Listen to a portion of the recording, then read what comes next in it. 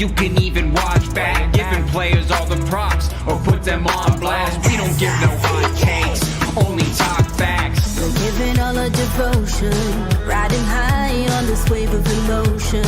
Going all out, yeah, cause this is our time. No, ain't no stopping us till we reach the finish line. All in, we came here to win. We're gonna give everything. S-I-C-K on the run. S-I-C-K, sick, sick. On fire, we're ready to fight. We'll bring the house down tonight. S-I-C-K on the run. S-I-C-K, sick, sick. Playing on the car ride, play it when you lounge. X and O, you know that we can hold it down. Shout out to my man Sammy, got it off the ground. And to all the listeners tuned in right now, got debates, analysis, and speculation. This is sports talk for the new generation. You know where to find us, got a reputation. Sick podcast, your #1 sports destination. We're giving all our devotion, riding high on this wave of emotion. Going all out, yeah, cause this is our time. No, ain't no stopping us till we reach the finish line. All in, we came here to win. We're gonna give everything. S-I-C-K on the run. S-I-C-K, sick, sick. On fire, we're ready to fight. We'll bring the house down tonight. S-I-C-K on the run. S-I-C-K, sick, sick. S-I-C-K, it's the sickest podcast. Tune in for the audio, or you can even watch back. Giving players all the props or put them on blast. We don't give no hot takes, only talk back. S-I-C-K, S-I-C-K, S-I-C-K, S-I-C-K, S-I-C-K, S-I-C-K, S-I-C-K. All in, we came here to win. We're gonna give everything. S-I-C-K on the run. S-I-C-K, sick, sick. S-I-C-K, it's the sickest podcast. Tune in for the audio, or you can even watch back. Giving players all the props or put them on blast. We don't give no hot takes, only talk facts. We're giving all our devotion, riding high on this wave of emotion. Going all out, yeah, cause this is our time. No, ain't no stopping us till we reach the finish line. All in, we came here to win. We're gonna give everything. S-I-C-K on the run. S-I-C-K, sick, sick. On fire, we're ready to fight.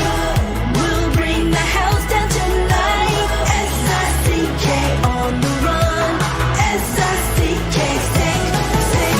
Playing on the car ride, play it when you lounge. X and O, you know that we can hold it down. Shout out to my man Sammy, got it off the ground. And to all the listeners tuned in right now, got debates, analysis, and speculation. This is sports talk for the new generation. You know where to find us, got a reputation. Sick podcast, your #1 sports destination. We're giving all our devotion, riding high on this wave of emotion.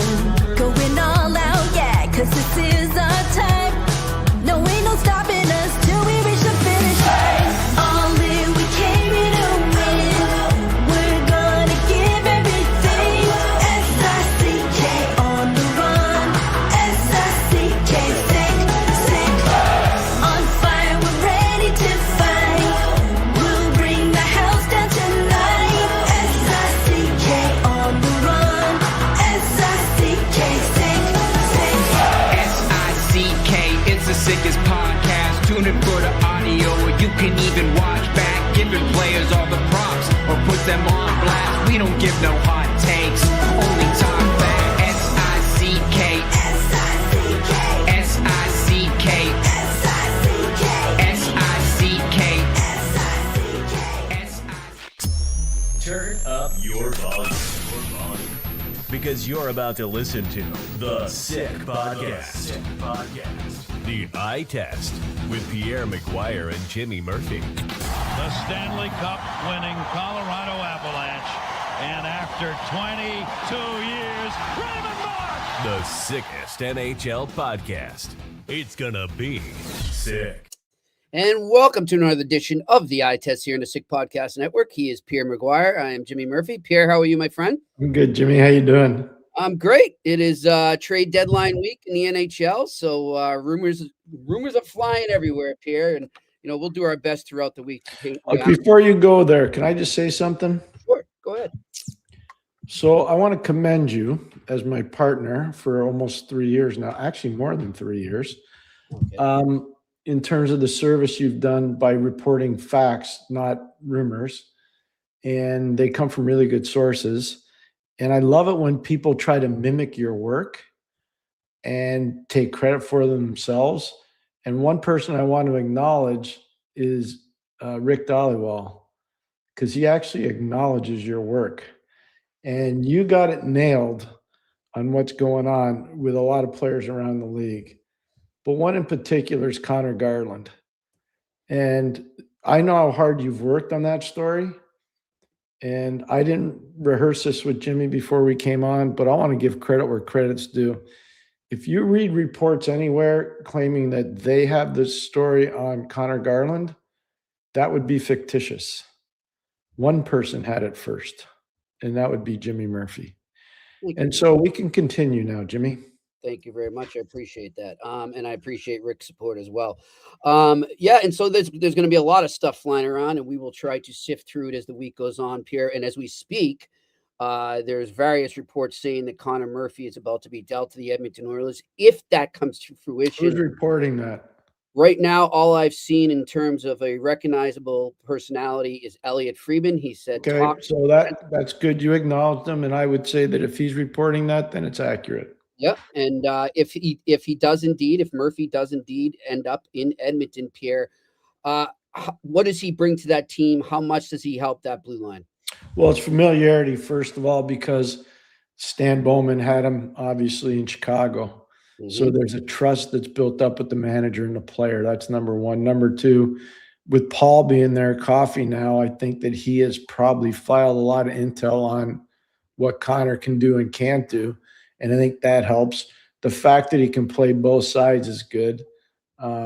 He can really skate, and he's got good size. He's a very coachable player, and he brings, big game experience from early in his time in Chicago.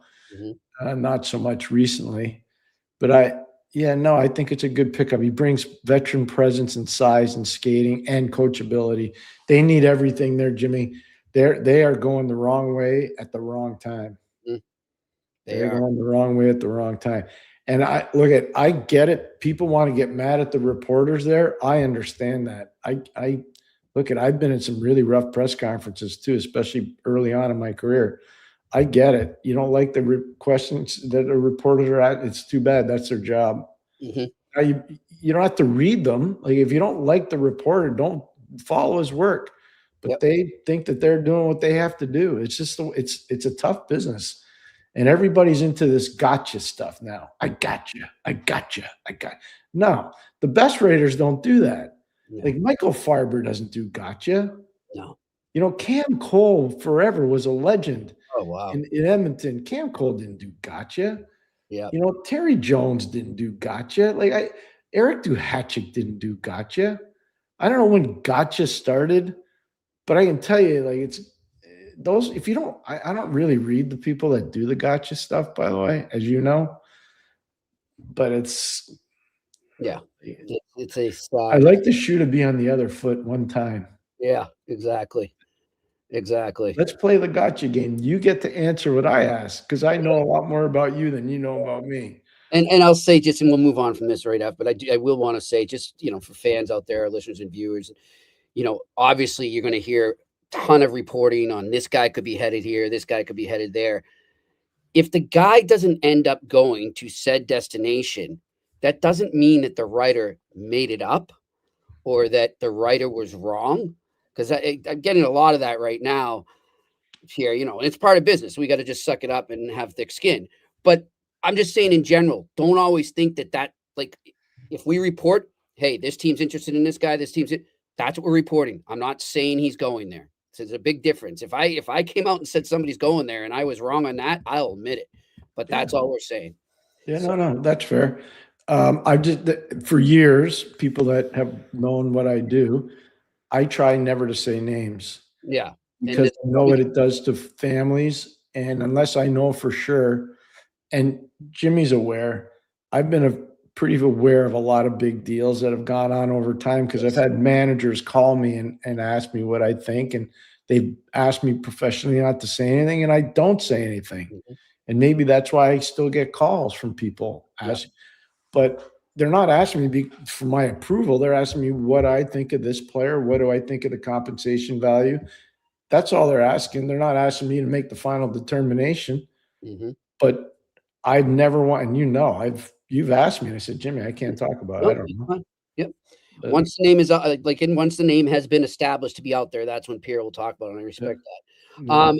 Pierre, we'll get back to trades and all that in a second. I want to go back to yesterday because obviously big news out of Los Angeles. Yeah. Jim Hiller was let go by the Kings and is replaced on an interim basis by your friend DJ. And Pierre, this is something I think a lot of people thought was going to come earlier. And my question to you is, because you've been in a management position, how do you know when the right time is? Like, how do you determine it? You can see it. You can see it in practice. You can see it in the games. Guys are giving 3/4 efforts, half efforts, not blocking shots, not paying attention to little details in the game. Usually they've checked out. You see it. But you don't do it like after. Every team has bad games. There are 82. Next year is going to be 84 games. Now they're 82 games. Mm-hmm. It's hard. It's like I watched American League hockey and East Coast League hockey this weekend. Okay, I did. I watched a lot of it. And college. I saw teams playing 3 games in 2.5 days. Well, in the last game, the third game, you think that everybody's bringing an A game? No. So, you got to be careful. So when you're evaluating those players, you're like, okay, how did he play in game 1? How did he play in game 2? Right. Was he able to get through game 3? So stuff happens over the course of 82 games in the NHL. Time zone travel, fatigue, flu going through a team, like lots of different stuff. So as a manager, you've got to be careful when you overreact to a game situation. Kenny gave it time. Yeah. And I think he knew. Mm-hmm. I think he knew. The Edmonton game was tough. That wasn't good. Now, I know you know DJ Smith very well, Pierre. Very well. Yep. Proud to say I worked with him. Proud to call him a friend, and think the world of him. We always say it can be a tough transition when you've been an assistant on a team the whole season to jump into the head coach spot right after that. Mm-hmm. But in terms of the little intricacies of the LA game right now, where do you think we'll see changes that are his imprint? Neutral zone, power play. Mm-hmm. He's good with power. He's very good with power play, better than people think. I think you'll see probably some set face-off schemes that maybe you hadn't seen before. I think there'll be a little more physicality to their game. At least they'll try to make it a more physical team. He will. So not a lot. He and Jim are tight, by the way. I don't know if people realize Mike Babcock was coaching in Toronto, and DJ and Jim were on the staff with Mike. They've worked together for a long time. And so the fact that Jim actually brought DJ to LA as an assistant, even though Jim had never been a head coach in the league, I think that says a lot about what Jimmy thought of DJ as a person, as a coach. Mm-hmm. And I really enjoyed, whether it was late at night, middle of the day, early mornings, because DJ and I like to get to the rink early in the morning. I always enjoyed my conversations with him. Always. I can't think of one where I'd said, man, he doesn't know what he's talking about. Mm-hmm. I can't think of one. Usually there's like, oh, he's off board today or something. But we all liked that staff. It was Jack Capuano was on that staff. I'm just trying to think. Michael King, who's one of the best video coaches in the league. He's unbelievable on that staff. Davis Payne was on that staff. Zach Burke was the goalie coach. And just going over, there's a few. So yeah, like really good people. And I heard Really you good on with people. your friend Jeff Marek too, and I'm glad that you made it clear that this was not by any means DJ trying to get Jim fired to take his job. I will tell you, That was a rumor. Thank you. So I'm going to tell you right now, 3 weeks ago, Jimmy called me and said, "Hey, Pierre, I got to ask you about LA. They canceled practice. Mhm. Do you think the coaches could have got fired?" So I said, "Jimmy, I don't know, but give me 2 seconds." Yep. And I picked up the phone and I called DJ. Yes. And DJ, the message machine came on. So I'm like, I don't know. That might not be good. Mhm. DJ called me right back. He goes, "No, we had to play this game here and this game there. Our Yep. guys were dead. They were out of gas. We gave them a day off." Yeah. And I said, "Well, the rumors are out there that you guys might have got toasted." He goes, No, trust me, nobody got toasted. We're good." So I was like, okay. And sure enough, I called Jimmy. I called you right Yep. away. And I said, Remember, yeah. they're good. Don't And he worry. raved, and he raved about Jim. He was raving about him. Like, Yeah, no, he said, "Jimmy's got these guys going. It's all good." So he didn't say anything bad about no. So well, he we didn't- wish he didn't Jim do the anything. best. We definitely wish Jim the best, and I wish. yeah, T- well, and we should honestly get Jimmy on. yeah. Once he let him, Well, that's what I mean. Like just Yeah. so he recovers a little bit, and then we should get him on. that would be great. By the way, speaking of people that we really like, you and I had a chance to talk to Kevin Stevens today for Inside the Game. Kev, It's really special. that's great. Kevin was really good. That's great. And I If tell him, you're somebody that's dealing with addiction, if you're somebody that's dealing with, people beating you down and things aren't going the way you want them to go, this will really brighten your day. It'll give you hope, and it might give you an outlet of where to go. Kevin was phenomenal. I love And it. he watches this show all the time. And I haven't, it's hard to tell a guy that you really love a lot. Like I love Kevin. And I'm like, "Hey, dude, that was amazing." So I just sent him a quick text, just tell him like, "You helped a lot of people today." Good. Yeah, That's it what was he really does. good. He's good at that. He's always- very good at it. So he's got this foundation with his sister, Uh-huh. Kelly, and it's called Power Forward 25. Yeah, that's right. Yep. And they give out scholarships and they give housing. They have women's housing, they have men's housing, Mhm. and they help people. They really help a lot of people. Yeah, And, they help people battling addiction, and also I Yeah. think yeah, disabled veterans as well. they do that, and homelessness. Like Yep. they help people. I'm telling you, We need more of that right now. So, he's a good soul. yep. He's a good He soul. really is. He's And I'll tell that big lob. Yeah. And Pierre He will had that Pierre will going today. confirm too. Like even when he was down and out and battling his demons, he always put other people first, almost like to a detriment to himself, because he's always focused on helping other people. And I think a lot of people around him had to say, "Kev, worry about you. Don't worry, we got you." He was so good today. So proud of him today. That's It's really good. So it's fun, and that will come out next Monday. Well, I want to tell everybody too, Pierre, that they can find that Inside the Game with Pierre McGuire. It's on X, Twitter, whatever you want to call it. It's at Pierre_ITG, at Pierre_ITG. And of course, you go on YouTube, just type in the name Inside the Game with Pierre McGuire. You'll find it there as well, and all the different platforms. How about William Scott Bowman? Yes. Today? That was amazing, as expected. I mean, He's so sharp. he's good, man. Yeah, He's good. yeah. Oh, I got to say this, Jimmy. He won't say it, so I'll say it for him. I can't believe that no team, like I get it. Yeah. Probably intimidated. They would not use him as a resource still. I don't know if he's watching as much as he used to, but he knows every game.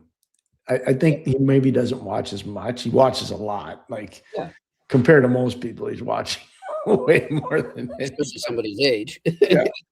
But it's just his recall. Like we were talking about so much stuff. It was amazing. Yeah. Amazing.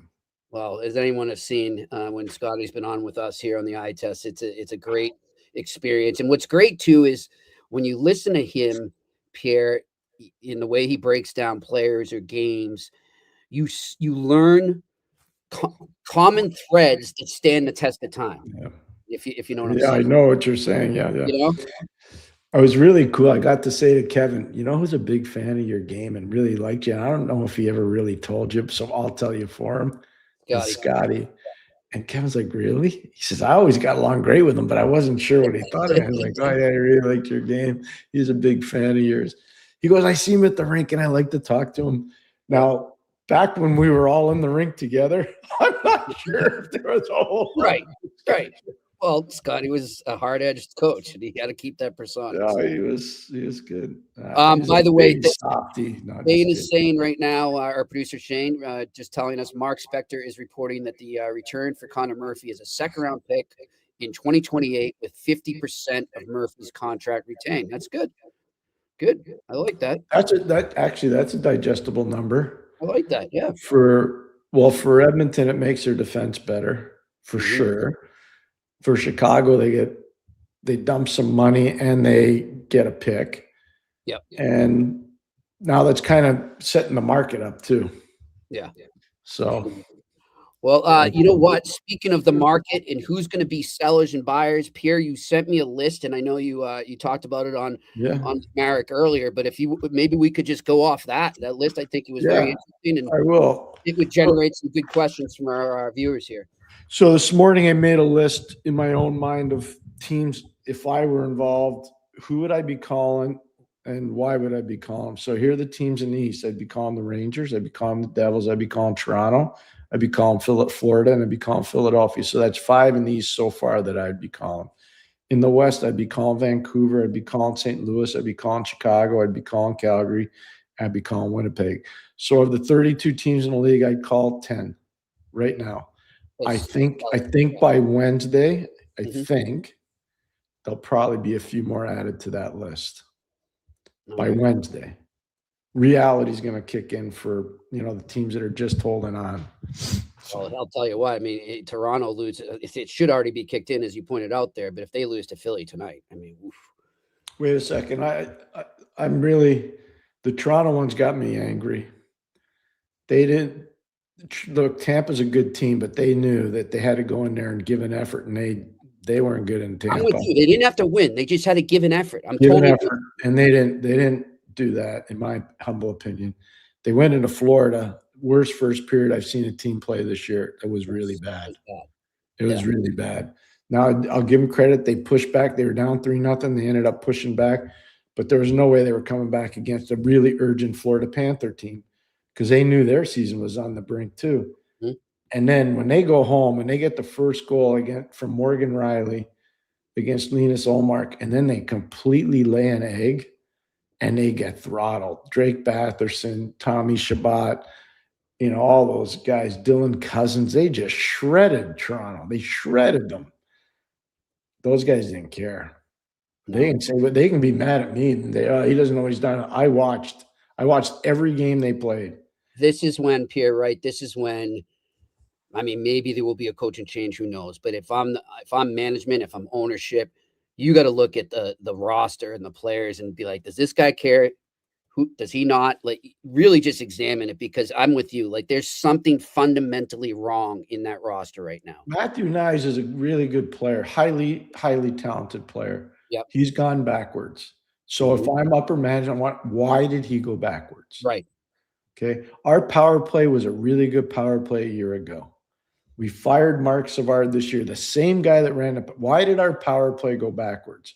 So I'll give you one answer. Mitchell Marner is not running it. Yeah. Okay. So that's the second question I would ask. The third question I'd ask is, okay, we didn't have Chris Tanev, who's I will cede anybody this. He is a really important player for that team. You mean to tell me that we couldn't get other guys to bring a little bit more to the party because of the loss of Tanev on the back end? Are we not good enough back there? The answer is no, you're not. No. So that's another one. And then I'd say, this would be my final question as a management person.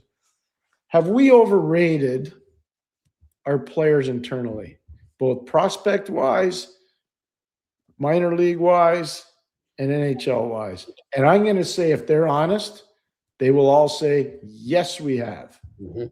Yes, we have. Yeah. And you know why they do?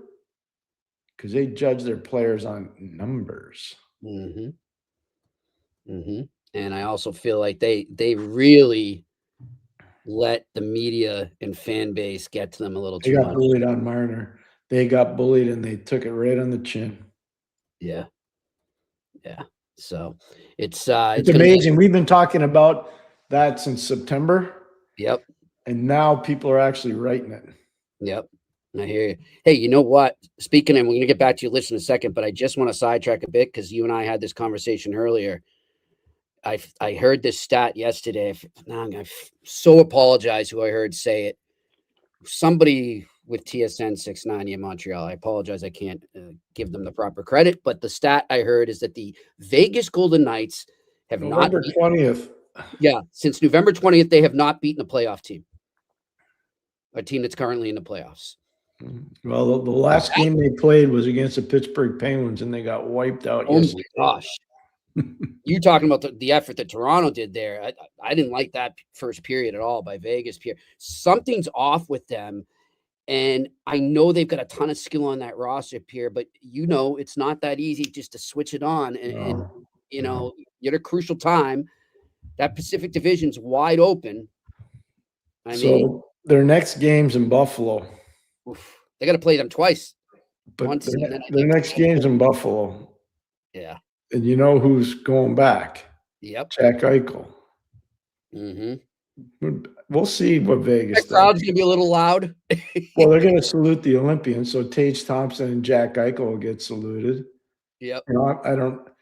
We'll see. But I hope they don't boo Jack, but pretty sure they will. Probably, but it's okay. We'll see.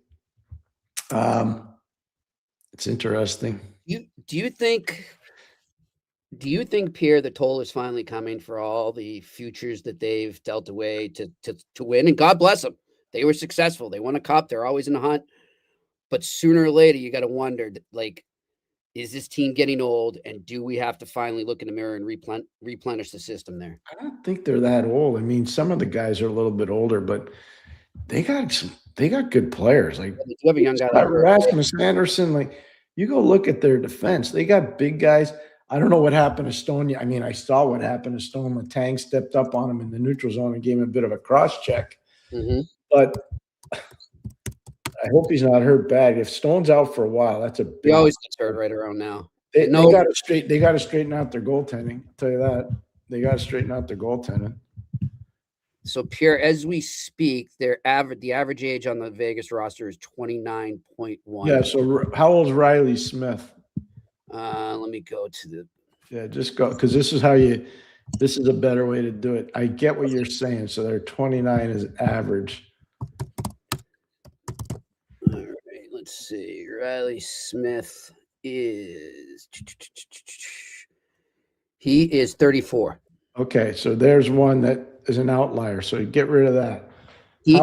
By the way, he's the oldest on the roster. Oh no, excuse me, Pietrangelo is. So I was just gonna. So Alex he was my next guy. So Alex Pietrangelo, how old is Alex? 36. Throw him out. So take a 34 and a 36. Yep. Take those two out. They're outliers.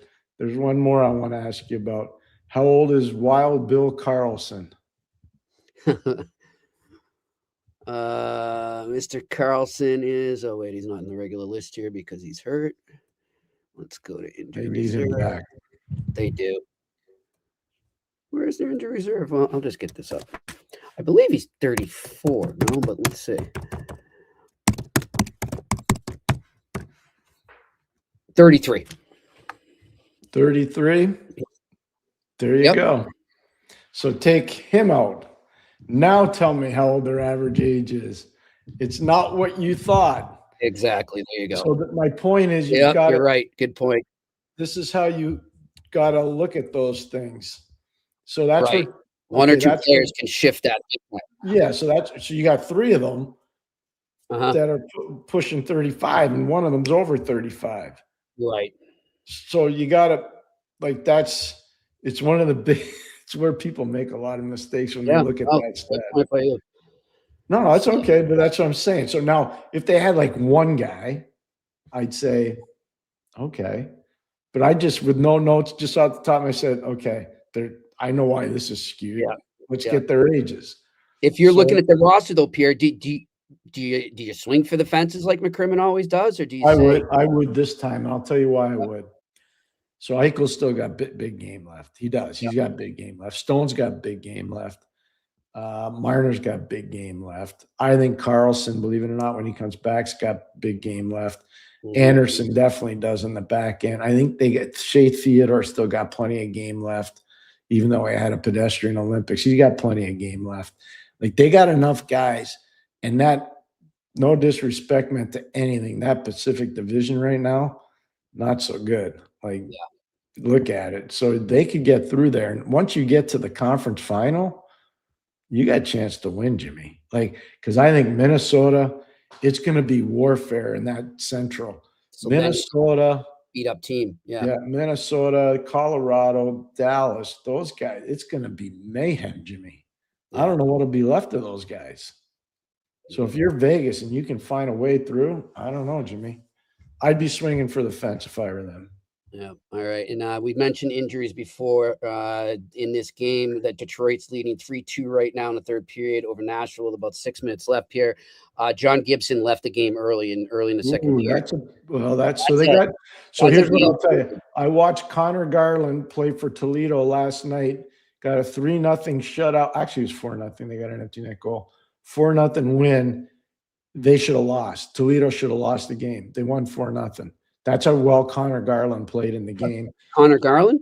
Carter Gylander. Thank you. Yeah, similar. Man, the Birds really should get this guy. He can play goalie too. I switched positions for him.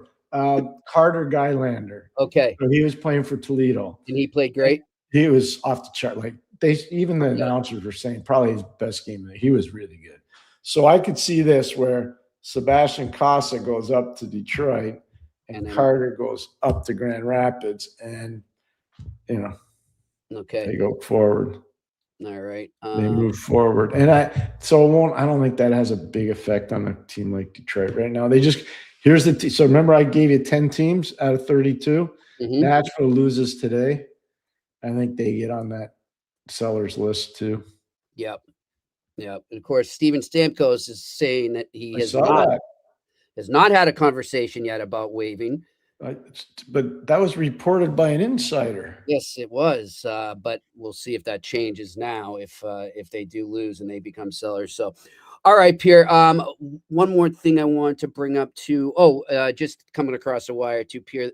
Minnesota Wild have claimed Robbie Fabry off waivers, and Mangiapane and Regola for the Oilers cleared. I wonder what's going to happen. Robbie's a guy that can score as long as he's healthy. The guy that Minnesota put on waivers, Pitlick, he's not as much of a scorer; he's more of an energy guy. Yep. So he's been on waivers 3 times this season. Yeah, no, he's a good soldier because he's been back and forth. He knows that road from St. Paul to Des Moines pretty well. He's been back and forth a lot. Yeah. And he's played. I think Pitlick. Could you look it up, Jimmy? I think he's got close to 700 games in the league. Yep. It's not like he's a neophyte. Let's see. No, he's got 452 games. Okay, so I'm a little off. So he's close. He's over 400. Yep. He's been hurt a lot. That's why, Pierre. Well, he's close to 500 games.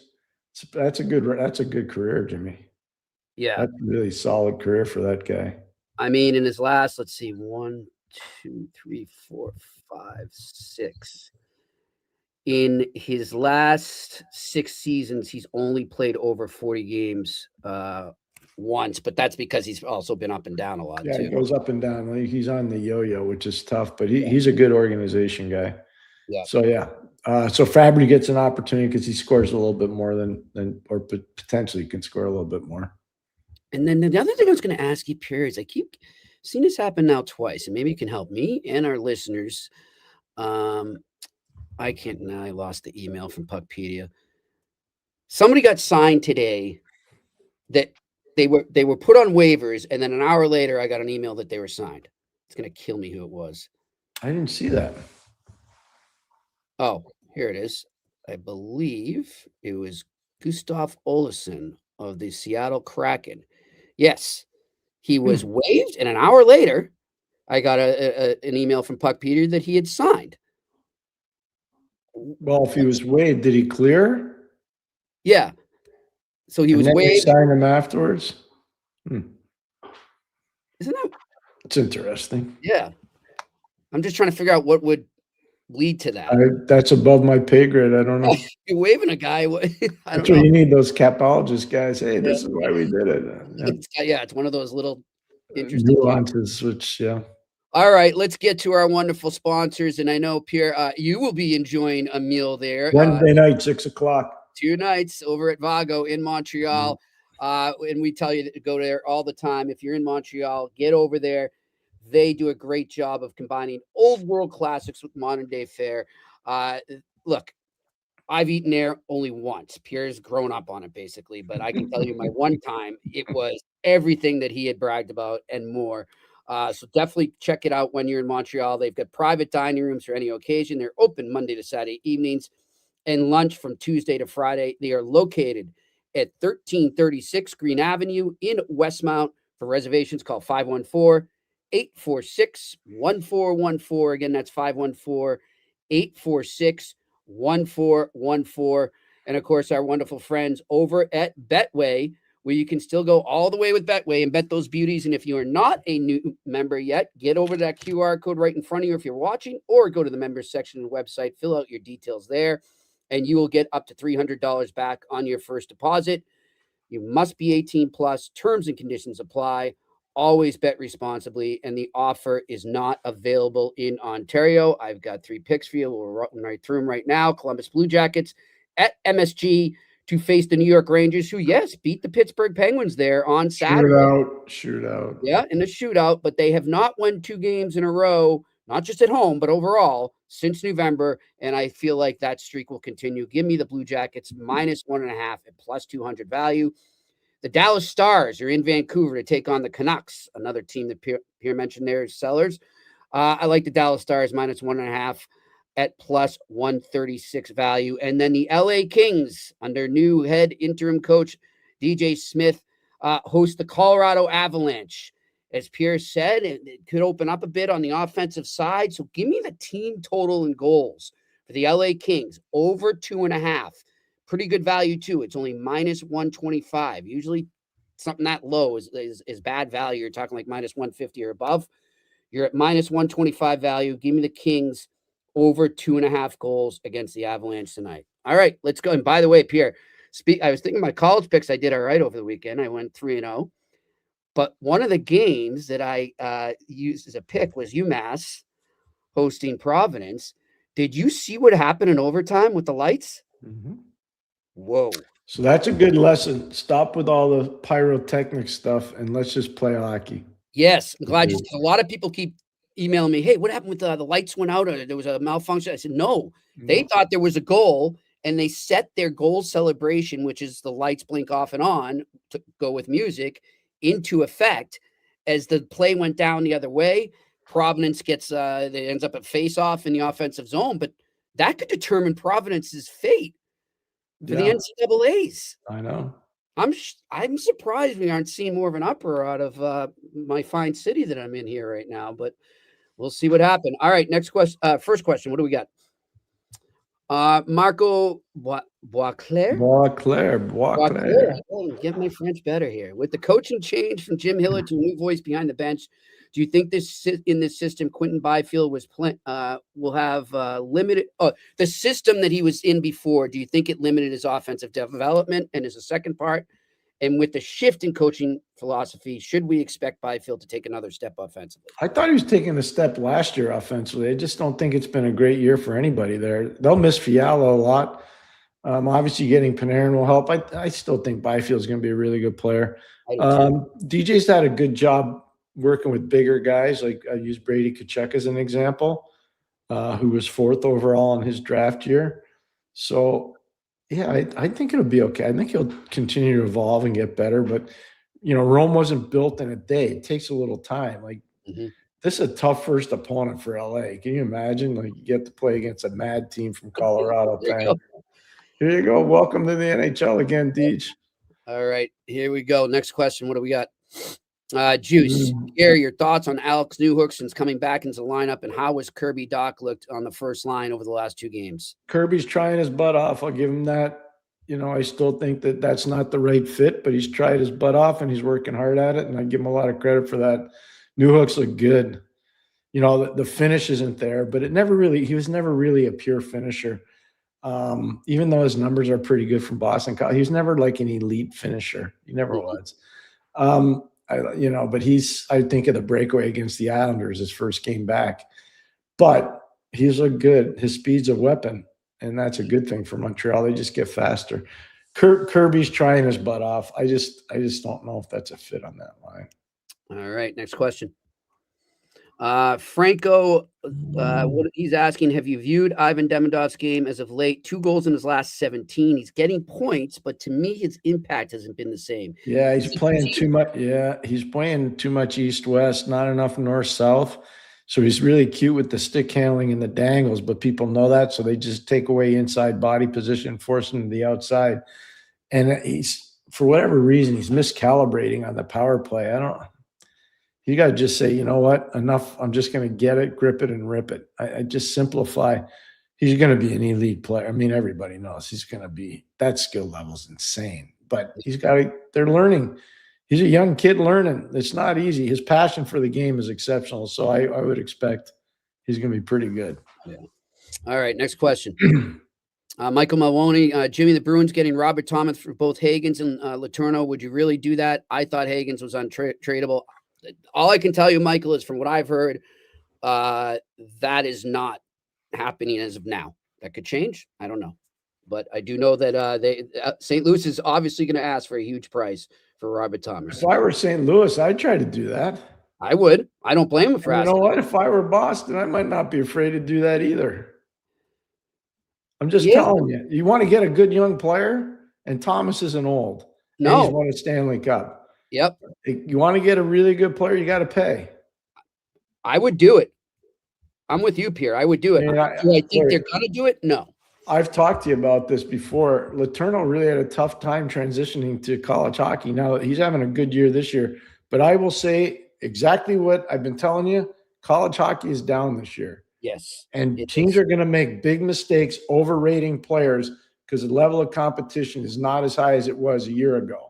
I'm very happy. When that happens, people are going to get some of these guys. Not all of them, because some of them are going to be real good. Like Porter Martone is going to do a good job once he gets to Philly. Like there's certain guys that are going to be really good. Okay. Trey Augustine going to sign with, he's a goalie. At Michigan State, he's going to sign with Detroit. He's going to do well. There are other guys, and I don't want to say who they are. They're really highly thought of, but I'm just telling you, like, people are going to think, oh, they're coming in, they're going to be instantaneous point getters. And all I'll say is, look at Jimmy Snuggerud. Jimmy Snuggerud was a really good player at Minnesota. Now he's been hurt a little bit, but go look at his numbers.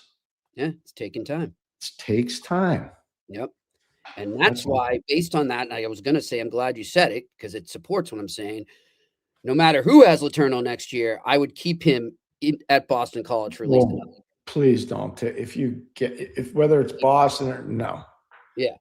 Whoever it is, let the kid stay at the Heights. Let him dominate. Let him just go try to win the Hobie Baker. Yep. Let him compete against Northeastern and BU and BC and Providence. Just stay there. Keep going. All right. Next question. Gerbs is going or not going for the big fish, Thomas, this deadline. Likely the biggest decision Kent Hughes and Jeff Gorton will have. Is it a Stanley Cup winning decision? I think there's so much fluidity in the Eastern Conference right now that if you get Robert Thomas and he stays healthy, and let's just say he develops this unbelievable chemistry with Demidov and Slavkovsky, let's just say he does. How can you say that Montreal couldn't go for a run? If they added one more piece on the back end, is how could you say they're not a legitimate team in the East? Is Hage off limits though? For Thomas? Yeah. I don't know about that. Because the reports are that's what St. Louis is. For one? No, in a package, in a big package. Well, if it was 1 for 1, it would be the feature. But if it was 1 for 1, I would do it right away. Yeah, 1 for 1, I'd do it. But if it's more than that, I need to know what the more is. Okay. It's going to be interesting. All right. Next I question. think, just so everybody knows, and I know you're aware, last year when I was doing Tony's show, when we started the Canadiens post-game shows, okay, I said it to Tony, there's one guy that fits Montreal's rebuild better than anybody else, and it was Robert Thomas. I said that over a year ago when we started doing the post-game shows. So I'm not changing that. Yep. I don't blame you. All right, next question. The next poetician. Yeah. Why fixate on Thomas when Hagens and Rorofsky are coming and the team is not ready to go deep? So how do you know that? Oh, it's not ready though. We don't know yet. I don't know. I don't know about that at all. And with all due respect, I like the question because I think it's fair. But the truth is that like we just finished talking about guys going into pro hockey that don't make an impact as quickly as everybody wants. Ryan Leonard has 30 points this year, give or take. He's a good player. Ryan Leonard dominated college hockey. He dominated college hockey. He's not dominating the NHL. Like everybody thinks just because a guy dominates, and college hockey is down. I'll tell you again, college hockey is down. And I think the KHL is down too, Jimmy. Mm-hmm. All right. I mean, I think Pierre's right. The East is wide open. So if you see that window, you gotta open it and go. They're way ahead of schedule. Montreal's ahead of schedule. All right, next question. Renaissance. What would Guhle's market value be? I'm only asking because with Matheson signed long term and the emergence of Engstrom, he seems like he might be the odd guy out.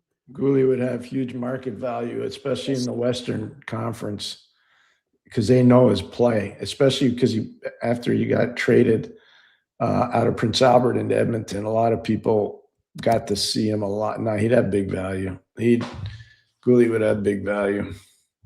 You know who would love him, Pierre? And we talked about him earlier. Who's the WHL master? Oh yeah, McCrimmon, no question. You would know him. He's guaranteed he'd pay. All right, next question. By the way, we did not say that Keaton was getting traded. I just want everybody to understand. We're just saying that a fellow that would be interested in him would be. Yeah, but I don't think Montreal would be in. I don't think he is either. If you ask me, out of the guys that he mentioned there, I would have thought maybe Engstrom could be the odd man out, but that's just my opinion. So, all right, next question. Chris Gaming TV, Pierre, I've been really impressed by Chinakhov games since he joined the Penguins. He's been unreal. Why do you think things are working so well for him right now and didn't work out in Columbus? Coaching relationships are huge. He's got a really good relationship with this staff. That's really apparent. Evgeny Malkin's got a tremendous relationship with this staff, so that's clearly gone on to Chinakhov. I think the chemistry that he has with Tommy Novak and Evgeny Malkin has really helped him a lot. That line's been ripping it up for Pittsburgh right now. And the mentorship of Gino Malkin. I call him Gene, like Gene Malkin, but it's not. It's Gino Evgeny. Yeah, I think between all those, there's a lot there. Chinakhov's been great. I thought he'd be good when he got there. I wasn't buying and I wasn't running with the herd. I said, no, I think you go to Pittsburgh, you're going to light it up. And you know I said that. I was like, I do. I know everybody's like beating up. How could Pittsburgh take this guy? I'm like, because he's going to score. There was something wrong there. It's okay. Stuff happens. Sometimes players need to get a change. And they wake up and they do great things. And I think this kid needed a change. That's all. All right, next question. Harold Schneider, what's the deal with Olofsson? Surprise, he's on the wire. That's the one I was just talking about. That's what we're talking. We don't know. That's weird. We have no idea. Next question. Ethan Russell, didn't realize how great of a year John Marino is having. A plus 36 with 28 points in 60 games in 2024 TOI. Can the top four of Sergachev, Durzi, and Schmidt and Marino hold up against a Colorado and Vegas in the playoffs? No. Yeah, that's a tall task. Not in a 7-game series. But Marino's had a great year. You should have seen him at Harvard. Like people forget that he was there. He was really good. Great. He was really good there. Steven's talking about him a lot. Yeah, he was good. All right, next question. By the way, Detroit won. All right, next question. What will it take Montreal to trade Laine. He'll be traded. A team that wants him. Yeah. He'll get moved. All right, next question. Tag N2H. Pierre, if you were the Isles GM, would you use some of their high-end assets this week to make an impactful trade, or would you wait and make some minor tweaks? I think our team and our coaches played well enough and coached well enough. They deserve a pat on the back and a reward to give them an opportunity to get in the playoffs. So I would try to make a move. As long as this was one of those trades, I wouldn't want to mess with the leadership of the team. Yep. So I have to be in the room every day to understand who the actual leadership core is there. I have an idea, but unless you're in there every day, you can't really say it. But I think they're probably going to look to add. But it would be a complimentary piece, Pierre, right? Not a huge. I don't think they're going big game hunting. No. No, just to give them a professional feel. There's been a lot of links between them and Cairo in St. Louis, and that's why I asked that. Like, but I could see that being a fit because he's young and you can build with him, right? Yeah, and like there's stuff with Duclair. I mean, there's stuff. I mean, yep. All right, Duclair. You think he could go find somewhere and then help somebody? I don't know. We'll see. If I knew, I'd tell you. I just don't know. All right, next question. Enter tap. Is Tippett on the trade block? And if he is, how would he look with Barzal and Horvat? So I don't know if he's on the block or not. I know there's been inconsistency, but I know that you've been telling me his name's out there. I don't know because I haven't talked to anybody about it. He would fit in well with those two. If he went to the Philly or the Islanders from Philly, he would fit in well, really well. Next question. JJ Oilers. Hey, Pierre, what do you think? McCarr? McCarr and Hughes will get on their next deal. Quinn Hughes and McCarr will get on their next deals. They'll be resetting the defense salary for everybody in the league. Two important players. Yeah, you're right on that. You would be correct about that. Ottawa got a break. They signed Jake Sanderson early. What about Werenski? Like all these guys, some of them signed quick. The market is going to go. But it's, I think Hughes is looking at obviously huge money, and same with McCarr. It's going to be anything over. It doesn't start below 12. I know that. Can you imagine? Wow. It's great. I think good. There has to be money coming in for them to pay it out. That's what I know. All right. Next question. Be right 33. Pierre, Marco D'Amico is reporting will take a mix of 4 first-rounders, picks, roster prospects to get Thomas from the Blues. Do you think they're going to be takers? No. It's a hefty price. We'll see. I'd be absolutely stupefied if that were to be the. I'm sure Marco's probably got sources. I don't know who they are. Yeah. Obviously, too, we want to remind people too. Things you read now could actually be true, and it's the GMs that are trading the player that are trying to set them. You set high, and then you come that's down. what I mean. Yeah. So I mean, it could be true. I don't know, but it also could be way off. I don't see that being the price point for that player, especially after he just had surgery. Yeah, that's a good point. All right, next question. Habinations, will the Habs re-sign Dach? I don't know. I don't know about that one. No disrespect meant to Kirby, but we'll see. I think that's a wait and see. Okay. Next question. 5th interaction. Pierre, do you think Levshunov will end up being a Davidson mistake considering they missed out on Demidov?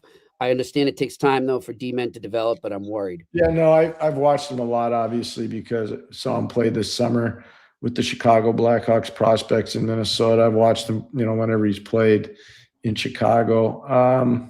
I think it takes time. I wouldn't prejudge. I think it takes time. All right, next question. Juice, Pierre, since NHL players were allowed to attend the Olympics in 1998, who is the best Canadian NHL player that never got a chance to play in the Olympics? Who? No, I'm trying to think now. Who's the best NHL player that never got a chance to play in the Olympics? That's a great question. John Tavares? You sure wasn't he on the team that went to Sochi or no? Check, please. Check. I could be wrong on that. I'm just doing that. I don't want to give you a name and say, oh, darn, I'm sorry I said that. Just trying to go through some.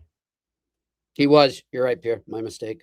It's okay. It's okay. That's why we're a team. Yeah. We're working without a safety net here, Jimmy. I don't have any notes, so I'm just good question. Yeah. I mean, until this year, Jimmy, do you have one? No, I'm stuck. I'm stumped. I'm stumped. I think Scheifele's really special. Ooh. Okay. Yeah. Scheifele hasn't been on one.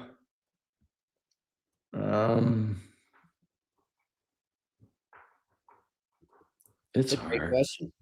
Really good question. Yeah. I'm looking at that 14 team. Well, PK was on 14. Yeah, PK made it.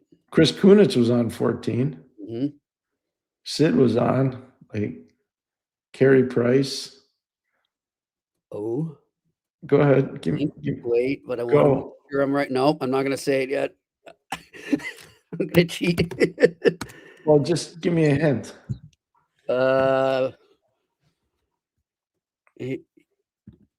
He was no, he did play. I knew it. 2010.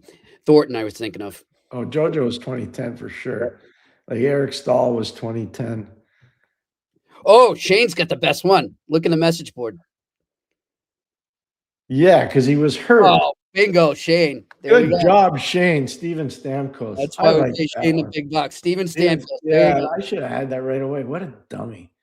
Way to go, Shane. Shane should be taking my spot. I feel shame. Good job. Yes, Steven Stamkos. Steven Stamkos. There we go. Good call by Shane. So good. Great job by Shane. Thank you, Shane. You saved my butt. All right. What do we got, guys? What's That's next? really good. Somebody said on Dealey 75 times 3 said Mike Gartner, but was Gartner gone by now? No, he was gone. He wasn't. Yeah, that's what I thought. Yeah. Mike's in the Hall of Fame. I work with Mike on the committee. Mike's an amazing person. Big fan of Mike. Mike Gartner's a really good man. He could fly. All right. Could he ever? Not if you beat him up in the neutral zone. He couldn't. All right. Franco asks, is the Edmonton goalie problem a result of the goalies or the team itself? It just seems like any goalie who goes there has difficulties. It's everything. Frank, it's everything. Nailed it. It's the team. It's the team. It's total team commitment to defense. It's everything. Yeah. Yeah. And until they really figure that out. You know what? They got a lot of guys that, really want to win there. And I don't mean the players. I mean the people that cover the team. I understand. They were used to what was going on in the 80s.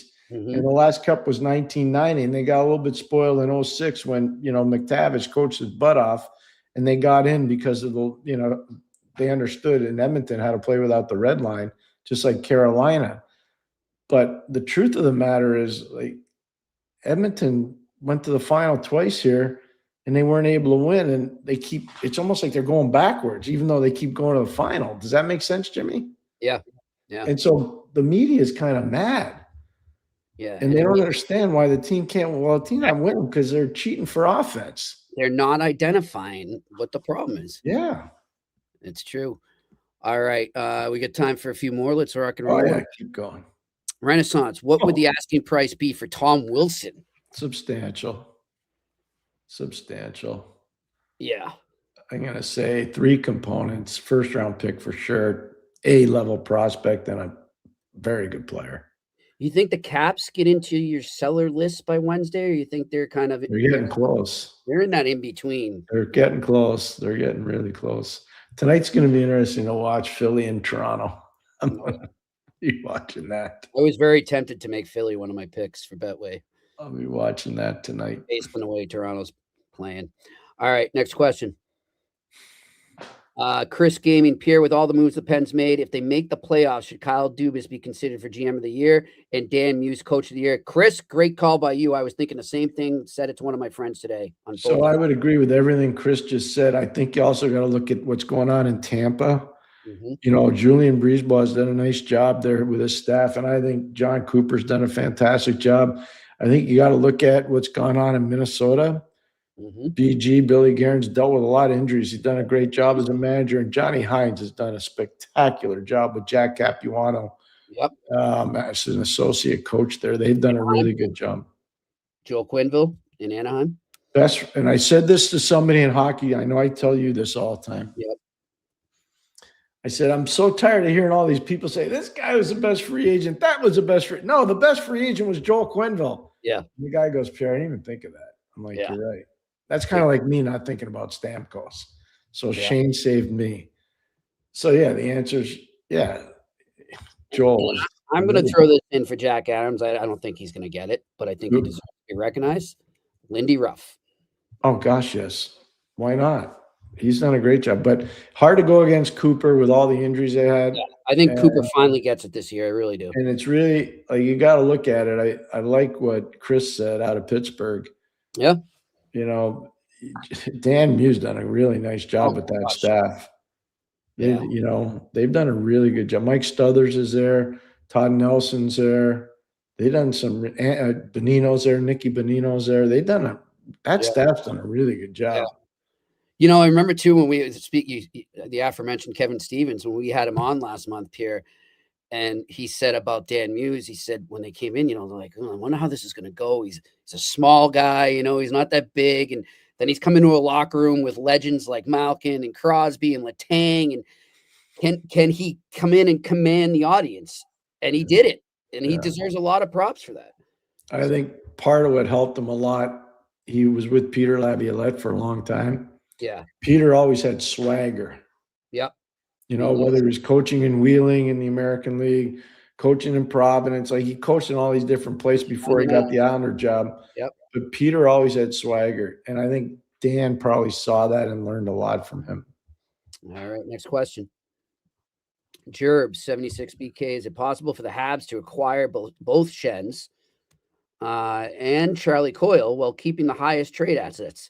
Might not be a cup contender, but becomes a very deep team with a lot more leadership. That would be a very deep team. Yeah. Shen would be the answer to second center. Coyle could be a third. Then you got to ask the question, what are you doing with all these players? Yeah. I mean, somebody's going to go out. Somebody's going to have to go. Yeah. Like, what are you doing with Phil Deneau? What are you doing with Jake Evans? You know, somebody's going to go. Yeah. So somebody would have to go there. But all that stuff, Coyle would be, even if they didn't do the Shens, if they did Charlie would be good. Yeah. That's an interesting game to watch too tonight. Columbus too. They got to bounce back with a win. All right. Next question. Ethan Russell. If I'm Carolina, you're probably playing Boston, Buffalo, Detroit, and Montreal. I honestly think Montreal and Buffalo could beat them.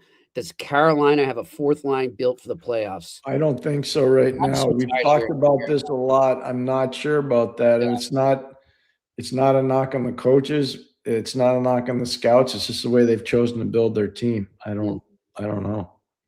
Referendum. But, you know, the thing about the fourth line there, Robinson out of Princeton can really skate. Like he's got live legs. He really does. But I look at, you know, some of the other stuff, and I'm just like, I'm not sure if they got the pace in a series to do it. I just don't know if they do.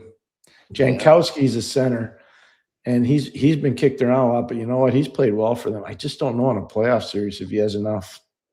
Yeah, and by the way, big win for Princeton to secure the final bye. In Ben Sire and his Princeton Tigers got a pass, and that was good. They did it at they did it at Dartmouth too after a tough loss the night before at Harvard.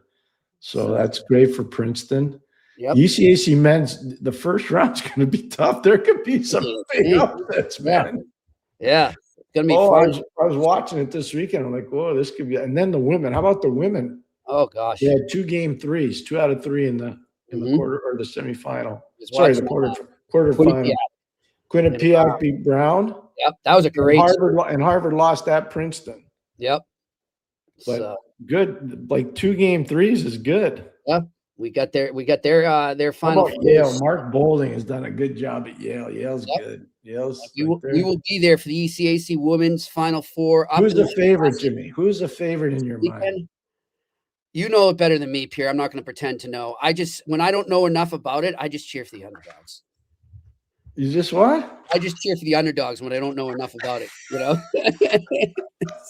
So let's do this. All right. We're talking women's right now, right? Women's. Yes. I'm going to say my favorite is Cornell. Okay. And we've had Doug Darrow on this show, and Yep. I think he's a tremendous coach. I think Princeton's going to cause some problems. I think Quinnipiac's going to cause some problems. You and I saw them over in Ireland too. Yes. And Yale Bolding's a really good coach. I think that the storylines are created so that it's going to be a really good tournament, Jimmy. Yeah. Good. Looking forward to it. So Yale will take on Cornell at 4 p.m. on Friday. Yeah. And then Princeton will go against Quinnipiac at 7. And before that 4 p.m. game, I want to remind all of you, the eye test will be starting at noon. And since I last spoke to you live on Thursday, we've actually added on an extra hour. So Pierre will be with me noon to 2, and I'm going to stay on 2 to 3. And then the whole Sick Podcast Network is going to do a post-trade deadline show after the 3 p.m. deadline. I'll be part of that as well. I'm actually not sure when that's going to go to. It's going to be a marathon. I know that.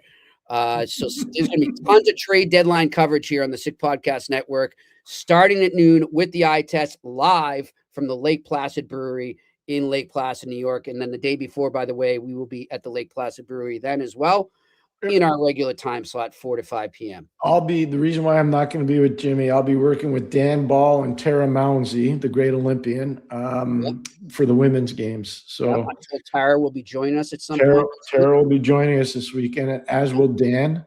And looking forward to that. And it's a ton of fun. And, yeah. And I'm really psyched about the matchups. Yeah. It's great. It's going to be really good. First women's ECAC at Lake Placid. So obviously everyone very excited about that. And then 2 weeks from now, we'll be back there as well for the men's. Of course, they're just getting their playoff going underway this coming weekend. Highly urge everybody to watch that as well as we lead into our shows up there. And then I think, do we still have some more questions? Sorry, we kind of sidetracked there. I apologize. Yes, we do. Marco Claire, was it a mistake for Caden Lindstrom to go NCAA? Has he been playing better as of late? I don't want to say it was a mistake, but it might have been too much too soon. All right. Good question. All right. What do we got? Next question. Stanley Cup of Solstice. Hi, guys. Carolina needs a goaltender. Montebo is up for grabs. What could the Habs want in return? Go Habs, go. When did Montebo go up for grabs? There's just a ton. These are rumors. Oh, well, I'll let Jimmy handle the rumors. Yeah, I'm going to say, too, as far as I know, he is not being shopped, but I've seen the rumors that you have, so we're not blaming you by any means for asking that. But right now, I would say it's very much rumor when it comes to Montebo. Now, that could change. All Jimmy answers those. I have no idea. Yeah, his name is out there, Pierre, but it's been more speculation as opposed to actually being. Got it. Understood. All right, next question. Murray McDonald. Hey, guys, could the Habs be adding a player that played with the team before, like the Deneau trade, or was it a special situation? If not, who? I don't think they would. I don't see that being part of the deal. I think they're going to go out and try to get somebody that can make an impact in a top 6 forward position and potentially maybe a shutdown guy in the back end, especially if it could be a right-hand shot. But, maybe they don't do anything either. Maybe they're happy where they are right now. But I think they see that the East is fluid and they got a chance to win. So I would expect them to do something. All right, next question. JJ Oilers is an Oilers fan.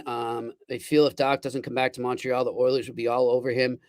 Right-hand center. I would agree with all of that, JJ. Yeah. I think there's a lot of merit to that. He would fit in very well in that role. But that's not the role they're asking him to play in Montreal. And I remember during the when we were in the pods in Edmonton, Dach was really good. That was the year that Chicago upset Edmonton and knocked them right out of the pod. Patrick Kane and Jonathan Toews, that was like their last swan song there. So, yeah, the answer – and Dach was part of that. So, yeah, I could see how that would happen. I wouldn't be surprised either. Shane, if we could, I want to pull up this stat from Ethan Russell on Metzer from the Sabres. Look at this, Pierre. Stat I want you to hear. The score when Metzer is on the ice for the Sabres is 18-2 Sabres at 5-on-5, 90% goals for, Second best is McKinnon with 75%. No player since tracking started in 2007 has been higher than 83.3. Undrafted player out of Quinnipiac, went and did his chores with Rachacha in the American Hockey League. Zach Metz is a really thick-bodied, undersized, height-wise player, but really smart, unbelievably smart player. So there's a player like that in Colorado. His name is Sam Malinsky, very similar to Metza. And that was when the top teams in the ECAC were Harvard, Quinnipiac, Colgate, and Cornell. And all those teams were producing players like NHL players. So I could see where you would think that about Zach Metza. Metza's a good player. He's a good player. Good scouting by them, by the Sabres. All right, next question. Dealey 75 times 3. Is there an award for an assistant coach? Tim Gleason with all the injuries to the Canes blue line. Yeah, he'd be good if there was one. There is one in college hockey. It's a Terry Flanagan award. And I knew Terry Flanagan really well from out in Western Ontario. He was a great coach at Bowling Green, worked for Jerry York forever. He died from, I believe, brain cancer. But I used to be on the road with him a lot. Terry's a really good worker. Really good hockey man, too. Like guys like Rob Blake, Nelson Emerson, they ended up at Bowling Green. Terry Flanagan brought them there. Yeah, he'd be good. I think you could look at it around Robbie Zettler, the job that he's done. I'm just thinking of assistants in the NHL. Robbie Zettler's job and what they've done in Tampa with the defense. Todd Nelson and the job he's done with the defense in Pittsburgh has been amazing. Capuano and the job he's done as an assistant in Minnesota with all the injuries. Like that's really good. There are a few guys. How about Steve Spott in Boston with the power play? Spott would be there. There you go. Stevie's a good man too. Good hockey man. A DeBoer guy. Yeah, he's good. Yeah, that's another good name. That's another good name. So there are a lot of assistants, but Gleason's one of them. He's done a really good job. All right, that's it for the questions. As always, those were awesome. We appreciate it. Thank you. Really love that. Thank you, everybody. Want to remind everybody too, Shane, if you can pull it up for us, March 17th, 2 weeks from tomorrow, Pierre, the big day. We will be live from Hurley's pregame, 4 to 6 p.m. in the Bruins Canadiens at 7 at the Bell Center. Hey, did you send Scotty Bowman his hat yet? I did. But you had to kill the surprise, huh? Did you send it? I did. At least don't say what the hat is, though, because he's watching. I'm not going to say it. I just want to know if you sent it to him. Yes, yeah, well, you know what? I couldn't send anything because there was no mail coming out of here because of the blizzard period. Oh, yeah, your blizzard. I thought there was a saying for those postal people, whether wind or snow or rain. No. Stop me from my appointed rounds or something like that. My landlord, Tom, and his fiance, Callery, they work with the Postal Service, and they couldn't believe they actually had a day off. They said this is one of the days they've never seen no mail go out. I can't wait to meet the people from O'Hara's. Yes, O'Hara's will be sponsoring that wonderful podcast. We'll broadcast live from Hurley's Pub at 1225 Crescent Street, right up the street from the Bell Center. Highly suggested, even if it's not to come see us. If you're in Montreal, go there. Ask for Rod or ask for Turbo. He's a bartender downstairs. Tell him Murph sent you. You'll be treated pretty well.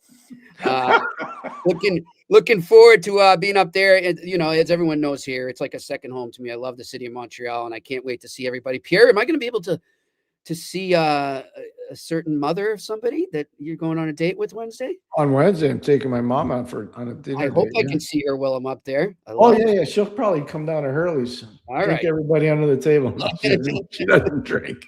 All right, good stuff. Looking forward to that. I can't wait to get up there, and then we'll go straight from there to Lake Placid, and then back. And then Commissioner Christensen will be with us, I believe. That's right, he will. We're looking forward to that. I saw him handing out the regular season trophy. That was actually good. That was a good presentation. That was a great dressing room. That was good. That was really good. Hey, how about Rand Pecknell, Jimmy? It's amazing. All he does is win. All he does is win. Yep. Congratulations to Quinnipiac. And thanks to Shane working the boards. And Pierre, before we go to, and again, I'm not going to say whether it's right or wrong. We're not talking politics here. I know that we have a lot of people in the military who watch us. We're thinking of you. Stay safe. And the same goes. We're thinking of your families as well. Thank you very much for all you do. Really this is another edition of the Eye Test on the Sick Podcast Network. We'll talk to you tomorrow. And that's a wrap. Hope you don't miss us too much until next time. Follow the Eye Test with Pierre McGuire and Jimmy Murphy on YouTube, Facebook, Google Play, and Apple Podcasts.